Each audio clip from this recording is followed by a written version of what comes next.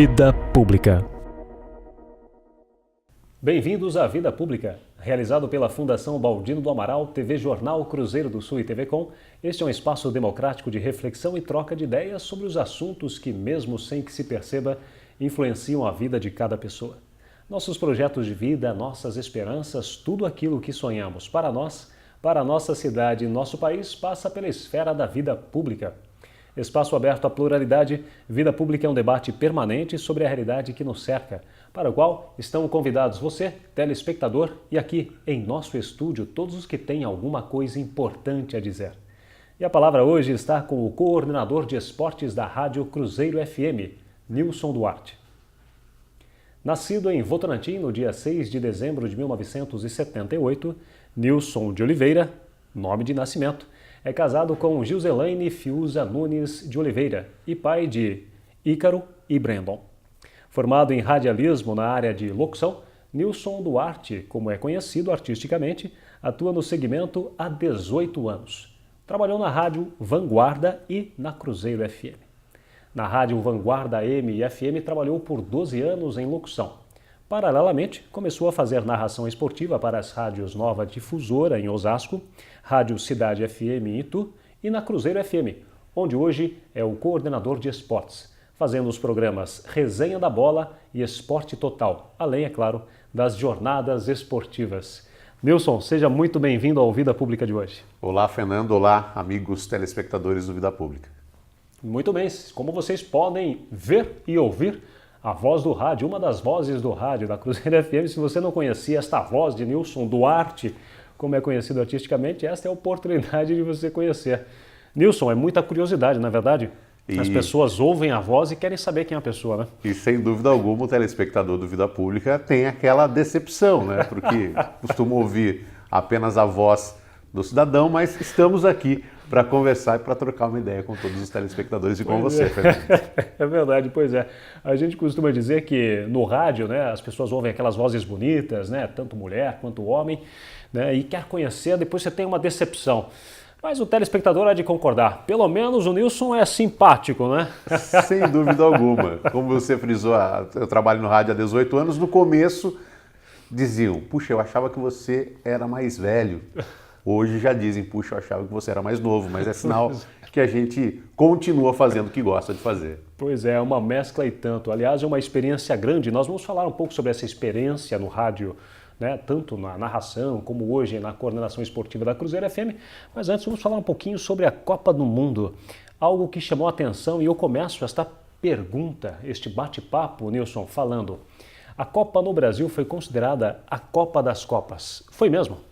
Os números estão aí para mostrar. De fato, alguns pontos marcantes aconteceram na Copa do Brasil e tudo que foi comentado anteriormente à Copa negativamente, a expectativa negativa que se criava, ela acabou não acontecendo. Houve sim uma boa estrutura, o caos aéreo plantado por muito tempo acabou não acontecendo e tem que se dizer também, Fernando, para o amigo que acompanha o nosso programa, que os jogos ajudaram. Então os deuses do futebol também estiveram aqui no Brasil durante essa Copa do Mundo, então dá para considerar sem dúvida alguma a Copa das Copas. De fato dá para a gente considerar aquele discurso do Papa Francisco que ele disse, né? O argentino tem o Papa, mas o Brasil tem Deus, né?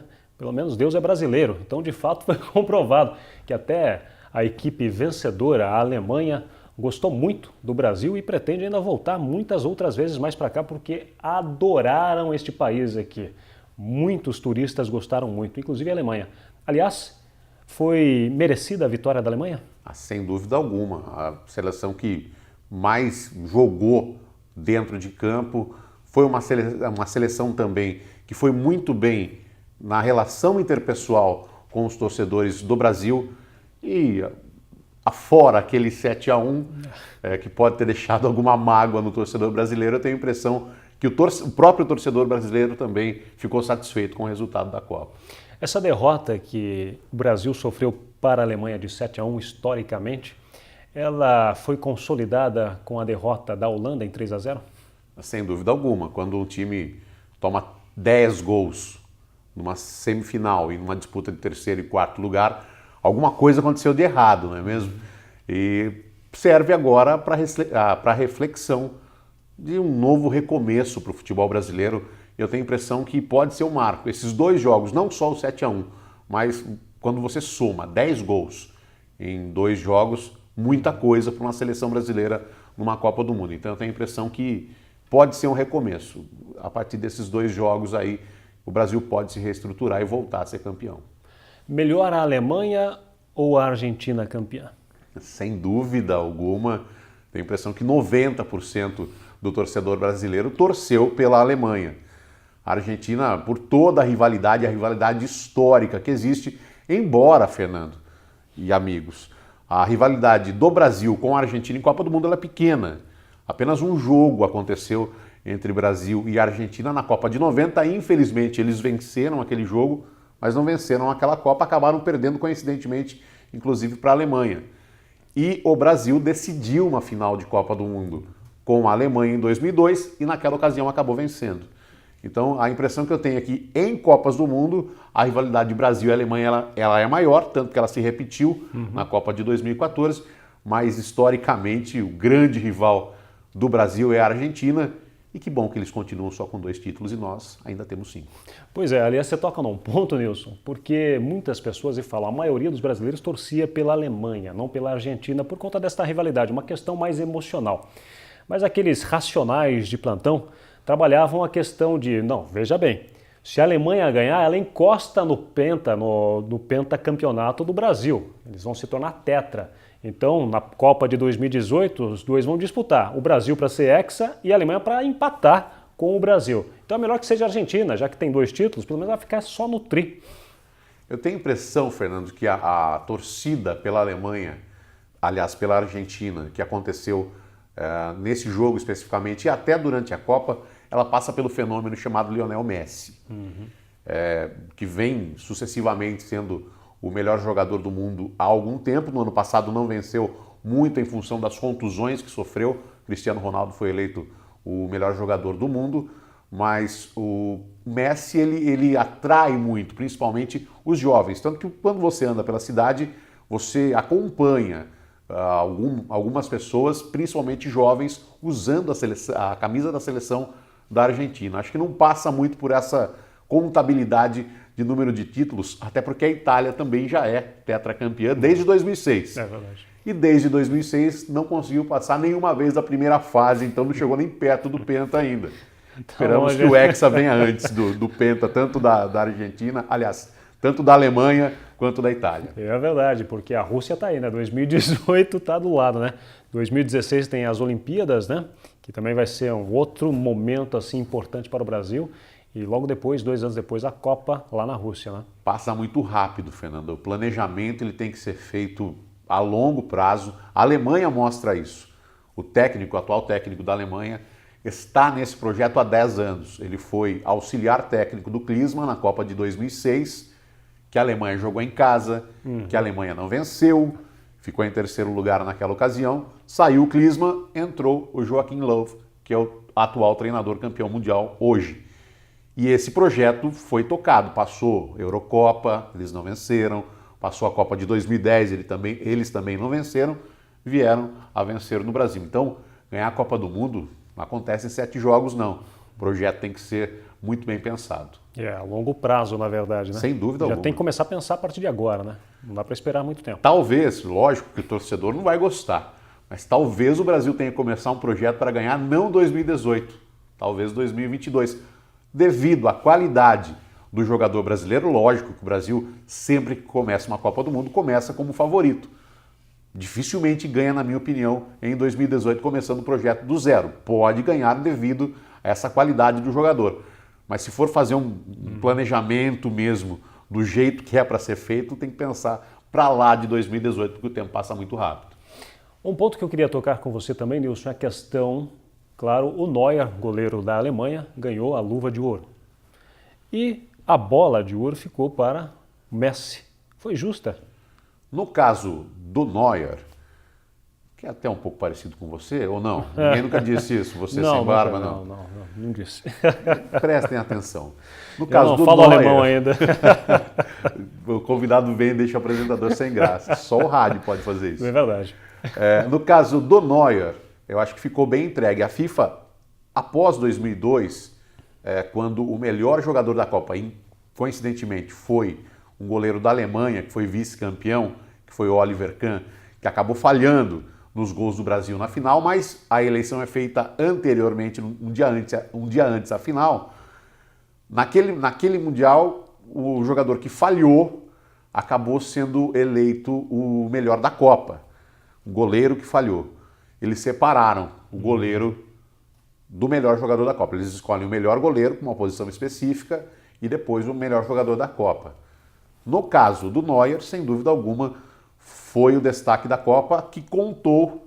Nós citamos os bons jogos e os gols, mas a Copa contou com bons goleiros. O goleiro da Bélgica é muito bom, o goleiro da seleção dos Estados Unidos também foi muito bem, o goleiro do México, nós sentimos na pele o quanto foi bem o goleiro do México, mas ficou bem entregue para o Neuer. Agora, em relação ao Messi, eu acho que desagradou pela própria fisionomia do Messi recebendo o troféu. Lógico que ele era vice-campeão do mundo, que é a terceira Copa que o Messi disputou e não consegue tirar a Argentina dessa fila incômoda, mas a expressão do Messi quando ele vai receber o troféu de melhor da Copa mostra que ele mesmo sabe que ele não foi o melhor da Copa. Disseram que deveria ter sido feita a homenagem ao Robin, da Holanda. Eu tenho essa mesma impressão, Fernando. O Messi ele foi decisivo nos jogos da Argentina, foi decisivo, mas sem demonstrar aquele futebol que ele costuma apresentar no clube pelo qual joga, que é o Barcelona. Já o Robin foi decisivo tanto quanto no clube, conquistou o terceiro lugar, vencendo, fez o último jogo vencendo a última apresentação do Robin na Copa 2014 e foi vencendo o Brasil por 3-0 e jogando um bom futebol. Infelizmente, a última apresentação do Messi não foi com o mesmo nível, tanto que a Alemanha acabou perdendo o jogo.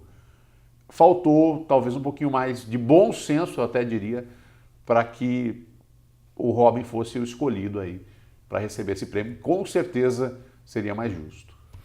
Quando anunciou-se a Copa do Mundo no Brasil, lá bem longe, lá em 2010 ainda, muito se falou a respeito disso, se o Brasil teria toda essa estrutura para suportar. Em 2013 é que se começou toda esta revolução no país, estádios foram construídos, arenas também foram construídas para poder receber todo este pessoal, toda esta demanda turística aqui da Copa do Mundo. Muitos não acreditavam também na equipe do Brasil, começaram a acreditar a partir do momento que o Brasil ganhou do Chile, embora o primeiro gol tenha sido contra, foi lá o Marcelo, acabou marcando o gol contra, mas mesmo assim a torcida começou a ter uma outra visão da seleção, começou a acreditar na sua seleção. O Brasil pegou equipes mais ou menos razoáveis ou ainda ele teve uma boa exibição, uma boa apresentação no começo da Copa? O grupo do Brasil foi favorável ao Brasil. A estreia diante da Croácia tomou um susto com o gol marcado contra pelo Marcelo. Na Croácia, isso foi o Chile. Acabou virando o jogo contra o Chile, foi o maior sofrimento da Copa. Foi muito mais sofrido que os 7 gols. E quase que aquela bola no travessão entra, né? Acabava a história ali, que estávamos na prorrogação. Mas na primeira fase o Brasil pegou adversários reconhecidamente menos fortes, eu diria. Copa do Mundo não tem muito o que se escolher. Foi o sorteio da chave e o Brasil acabou, na minha opinião, levando até uma certa sorte nesse sorteio com os adversários. Infelizmente o time não pegou durante a competição.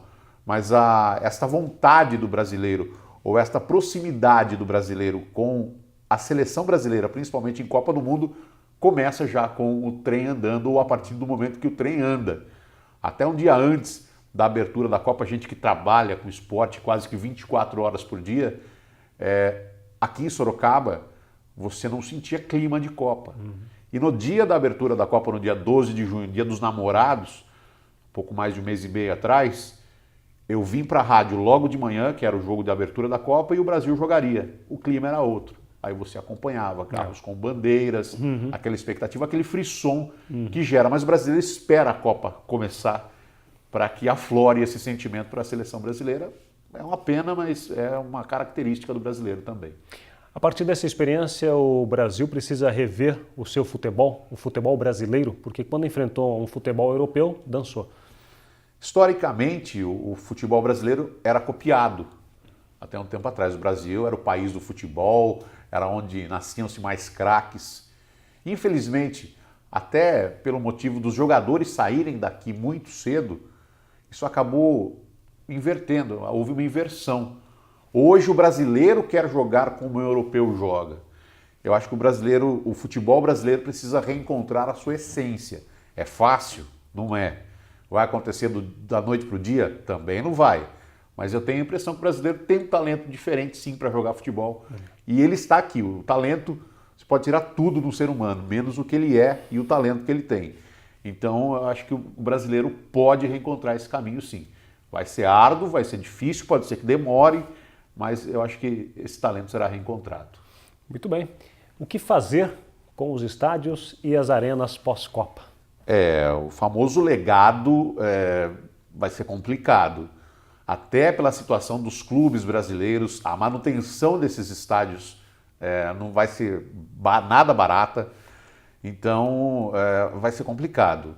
Alguns serão usados como arenas para shows, os mais bem localizados, eu diria, terão essa função sem dúvida alguma. Não sobreviverão apenas o futebol. Os mais afastados, o tempo dirá se esse legado ficará ou não. Eu, sinceramente, eu prefiro esperar. É difícil você fazer algum tipo de previsão. Eu espero que esse legado fique e prospere, que os clubes usem este espaço, mas, sinceramente, eu prefiro esperar um pouco mais.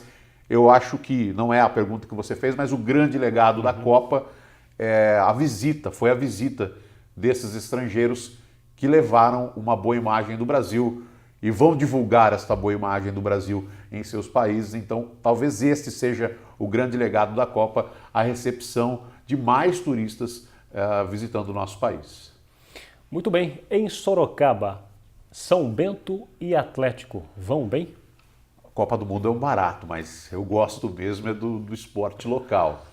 Os dois times de Sorocaba, mais uma vez, infelizmente, fizeram caminhos inversos.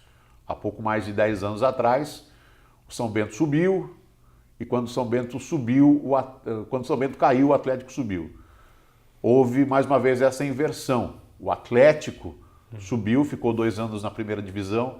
Quando o São Bento conquistou acesso, o Atlético caiu e eles não se enfrentam mais uma vez na primeira divisão do Campeonato Paulista. Este tão esperado derby, que há 20 anos o sorocabano espera, na primeira divisão, não acontecerá. Nesse segundo semestre nós teremos a Copa Paulista, que é um campeonato, lógico, que de menor expressão do que o Campeonato Paulista, tanto da Série A2 quanto da Série A1, até em relação ao interesse do torcedor. O São Bento tem uma preparação diferenciada porque conta com alguns atletas que fizeram parte da campanha da Série A2, são 9 atletas até o momento que participaram dessa campanha, e o Atlético passou por uma reestruturação, na verdade. É um novo Atlético Sorocaba, que entrou em campo poucas vezes, então a gente tem que esperar um pouco mais para saber o que vai acontecer com esse Atlético Sorocaba nessa competição. O Atlético Sorocaba que usa essa Copa Paulista que acontece nesse segundo semestre como preparação para voltar à primeira divisão já no ano que vem. Então, o torcedor do esporte de Sorocaba, eu me considero um torcedor do esporte de Sorocaba. Quero ver muito bem o São Bento e muito bem o Atlético Sorocaba. O torcedor do esporte espera que no ano que vem, que em 2015, o São Bento cumpra um bom papel na primeira divisão. Qual é esse bom papel? Não voltando para a segunda divisão, já vai estar muito legal. E que o Atlético Sorocaba também vá bem na Série A2 e conquiste o acesso. Quem sabe em 2016 sai esse derby na primeira divisão. Até lá, né? Já estamos próximo, Olimpíadas, né? Exatamente, aí nós já estaremos no ano olímpico em 2016, quem sabe começando o Campeonato Paulista, começando o ano olímpico com o derby sorocabano na primeira divisão. Quando os times começam a jogar? Começaram a jogar no dia 20. São Bento enfrentando o Taubaté, o Atlético Sorocaba enfrentando o São Bernardo, e na segunda rodada eles já se enfrentaram. Já houve o derby, o primeiro derby sorocabano nesta Copa Paulista. Principalmente o naturalmente a gente não tem nem como divulgar o resultado, né, Nilson? A gente está falando aqui no passado, porque quem vê sabe que o programa é gravado e vai passar depois que já tiver iniciado. Exatamente. Né? Mas o São Bento é uma boa expectativa? Existe essa esperança de bons jogos? Inclusive para o Sorocabano assistir aqui em nosso estádio ou não? Sem dúvida. Eu acompanhei durante o período de treinamento do São Bento, eu tive a oportunidade de acompanhar 3 treinos. Inclusive alguns realizados aqui é verdade. Na fundação. E outro que eu fui acompanhar no campo do Estrada. O São Bento monta um time interessante. Pela manutenção desses jogadores, eles já se conhecem. O técnico também não é o mesmo, não é o Paulo Roberto que comandou a equipe durante o Campeonato Paulista da Série A2, mas é o Vitor Mosca que treinava a equipe sub-20. Então já está integrado com esses atletas. Então eu tenho a impressão que o São Bento vem mais forte, vem assim para incomodar. É difícil você cravar, não, o São Bento será campeão da Copa Paulista. Não. Gostaria muito. Seria, na verdade, bicampeão. Quando ganhou, tinha uma outra denominação esse campeonato, que era a Copa Estado de São Paulo. E naquela época ainda não dava a vaga para a Copa do Brasil. O Atlético também já venceu essa competição e disputou a Copa do Brasil. Então seria fantástico, fundamental para o esporte da cidade, de repente, uma das equipes, ou no caso o São Bento, que tem uma preparação um pouco mais forte para essa competição, representando o Sorocaba a nível nacional. E nesse campeonato, algum time favorito do estado de São Paulo? Então, esse é um campeonato muito difícil de você apontar favoritos, justamente por esse motivo. As equipes se reestruturam nesse segundo semestre, porque a verba é menor, porque o comparecimento do torcedor é menor. Você, torcedor do São Bento, você, torcedor do Atlético que acompanha o programa, vá ao SIC quando houver aí a divulgação dos jogos realizados em Sorocaba, vá ao SIC e prestigie. Mas quando você pega a tabela, são os times de maior expressão no interior que chamam mais atenção. Mas é difícil, no começo, você apontar um favorito, é bem complicado. E Copa Brasil? Copa do Brasil. Isso. As equipes maiores do futebol de São Paulo vão disputar a Copa do Brasil também. E mata-mata, é um campeonato que o brasileiro gosta muito da Copa do Brasil. É bastante emocionante, né? Empolgante. Né? Falta, né? Eu sou um apaixonado pelos pontos corridos. Exato. Acho que o melhor acaba vencendo, o mais competente acaba vencendo. Falta a emoção que o torcedor vai acompanhar na Copa do Brasil, sem dúvida alguma. E o mais legal da Copa do Brasil não é o caso nesse ano, porque os times brasileiros foram mal da Libertadores, o que também já era um mau sinal até para a Copa do Mundo, por que não? Mas os grandes que disputaram a Libertadores poderão disputar a Copa do Brasil, isso já vem acontecendo desde o ano passado. Então muitos clássicos movimentarão também, além do Campeonato Brasileiro, a Copa do Brasil também vai movimentar grandes clássicos e grandes jogos nesse segundo semestre. Aliás, essa emoção que você fala é aquela emoção que o narrador esportivo no rádio precisa ter. É difícil? É difícil até explicar. Eu não acho difícil. Para quem é apaixonado por futebol, não é difícil. É apaixonante, o rádio é apaixonante. A comunicação, Fernando, você sabe muito bem disso. Ela é apaixonante, a oportunidade de você transmitir, principalmente no rádio, quando você vê o jogo para o torcedor, a emoção ela é fundamental. Então, em alguns jogos, o que aconteceu nesse ano, por exemplo, o acesso do São Bento, de fato, o último jogo contra o Catanduvense, quem narrou foi o Fausto César, o nosso companheiro. Mas um jogo antes, quando o São Bento não estava numa fase boa, em Santo André, o jogo São Bento e Santo André, em que o São Bento marcou um gol nos últimos minutos, eu tive a oportunidade de narrar. E quando você ouve depois e se imagina, ou se vê como torcedor ouvindo o jogo, você percebe que a emoção é fundamental, que o envolvimento com o que acontece é fundamental e é sensacional, principalmente para a gente que gosta muito desse tipo de situação. A sua primeira vez, você se lembra como foi ou não? Lembro, a primeira vez que eu narrei, para os amigos que acompanham na cidade de Votorantim, como você disse no começo do programa, tem uma história no rádio que começou em 96, mas com aquele locutor de rádio popular, aquele locutor que fala com dona de casa, aquele locutor que passa receita, aquele horóscopo, que é sensacional. Eu gosto também desta parte do rádio. Mas a partir de 2009 eu comecei esse trabalho que eu já gostaria de fazer muito antes, mas a gente acaba se limitando em alguns momentos, né? A partir de 2009 deu a coragem de começar a narrar os jogos de futebol. O primeiro jogo que eu narrei, o primeiro time que eu cobri como narrador foi o Votorati, o time da cidade onde eu nasci. O extinto Votorati, infelizmente, mas já comecei dando sorte, que foi a Copa Paulista 2009 e o Votorati sagrou-se campeão. É verdade. Então eu me considero um narrador pé quente. Opa, aí é bom, hein? Não narrei os jogos da Copa, quem sabe, em 2018, né? Por que não? O Cruzeiro FM estando lá também fazendo... Sem dúvida. Tudo pode a Rússia acontecer. É logo ali.